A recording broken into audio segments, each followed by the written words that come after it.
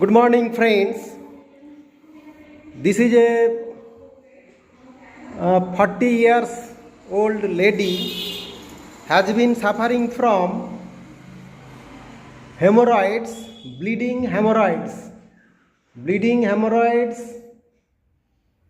blood, sometimes blackish, sometimes blood red, burning pain, relief by cold application, and caused by taking of some aromatic or allopathic medicine for suffering of her abscess.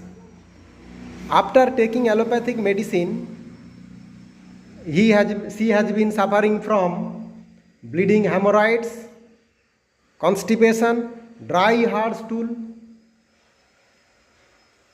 This is the main complaint, and other complaints are low back pain and bearing down sensation in the pelvic region, vagina itching and leukorrhea, and dropsy or anasarca, which is aggravated summer season. This is the main complaint.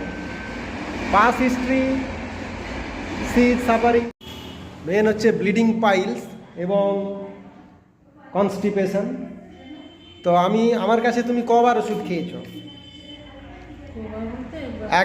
একবারই ওষুধ নিয়ে গেছো, এবং এই একবারের ওষুধ খাওয়ার পরে তুমি এখন কতটা ভালো আছো? অনেকটাই ভালো আছো।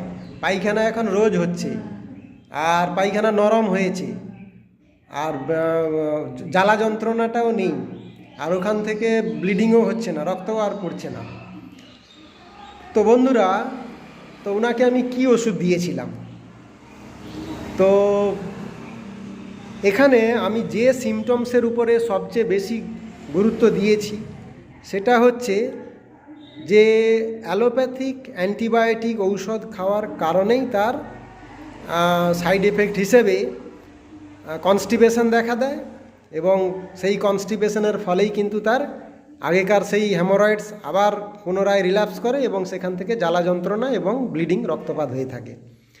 তো এই কজেশনের উপরে নির্ভর করে, এবং উনি খুব ফ্যাস্টিডিয়াস, পরিষ্কার পরিচ্ছন্ন, এক অগোছালো জিনিসপত্র একদম পছন্দ করেন না, নোংরা থাকা একদম পছন্দ নয়, খুবই ফ্যাস্টিডিয়াস।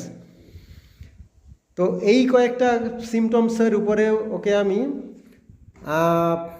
পিনাট পয়জন নাট 12টা ডোজ দিনে 2বার করে দিয়েছি, এবং এই ওষুধ খাওয়ার পরে দেখলেন বন্ধুরা, পেশেন্ট এখন অনেকটাই ভালো, স্টুল সফট হয়েছে, রেগুলার হচ্ছে, আর ব্লিডিং নেই, সামান্য একটু ফোলা ভাবটা আছে, আর 1-2বার ওষুধ দিলে আশা করি কমপ্লিটলি কিওর হয়ে যাবে। তো তোমার পারমিশন নিয়ে এই ভিডিওটা করলাম, তোমার কোনো আপত্তি নেই তো? ধন্যবাদ।